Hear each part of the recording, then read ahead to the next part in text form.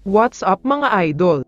Stan Hardinger may pakiusap, gusto na bumalik sa Hinebra. Pero bago mo sana ipagpatuloy ang panonood mo, ay huwag mong kalimutan na mag-subscribe bilang suporta sa aking YouTube channel. Maraming salamat idol.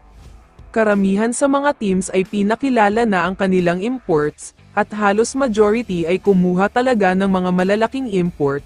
Gusto nilang mag-take advantage sa bagong rules sa Commissioner's Cup, kung saan wala ng height limit. Pero sa bagong rules na yan ay nangangamba ang mga Hinebra fans, dahil walang solid na big man ang Hinebra maliban kay Jopeth Aguilar. Hindi consistent ang player na ito lalo na noong finals kung saan hindi siya masyadong naramdaman.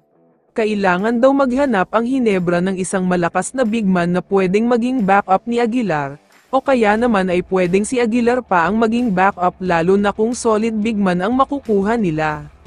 Pero ayon sa mga source, mukhang hindi na kailangan pang mamroblema ng Barangay Hinebra, dahil itong si Christian Stan Hardinger ay nakikiusap na daw, na sana ay makabalik na siya sa Hinebra at makapaglaro dito.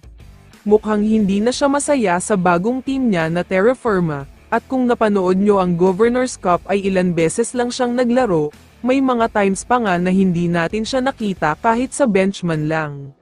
Para sa kaalaman ng lahat, malapit nang mag-expire ang kontrata ni si Stan sa Terra Firma, hanggang ngayong taon na lang aabot ang kontrata niya, kaya naman pagsapit ng bagong taon ay official nang matatapos ang contract niya. Mananatili pa rin ang rights niya sa Terra Firma kaya hindi siya pwedeng lumipat sa ibang team o liga. Kaya ang pakiusap nga daw ni si Stan sa Hinebra ay kunin siyang muli, at gumawa ng trade para malipat na siya sa Hinebra. Kung ako ang tatanungin, mukhang siya talaga ang kailangan ng Hinebra, kung nakapaglaro nga lang sana siya sa finals kontra sa TNT, baka 4-0 sweep pa ang nangyari in favor of Hinebra, dahil magkakaroon ng mismatch sa ilalim. Hindi kakayanin ni RHJ na mabantayan si Stan. Mas nakapag-focus pa sana si Brownlee sa labas habang hindi na iniisip si RHJ sa depensa, kaya naman malaking bagay talaga kung makakabalik si Stan sa Hinebra.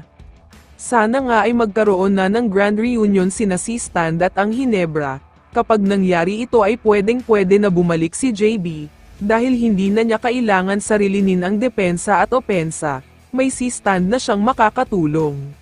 Kaya naman kung ikaw ang tatanungin idol, dapat nga ba bumalik si Stan? I-comment mo naman ang sagot mo sa tanong na ito. So dito na nagtatapos ang video na ito. Maraming salamat sa pagsuporta at panonood mga idol. Ingat at bye-bye.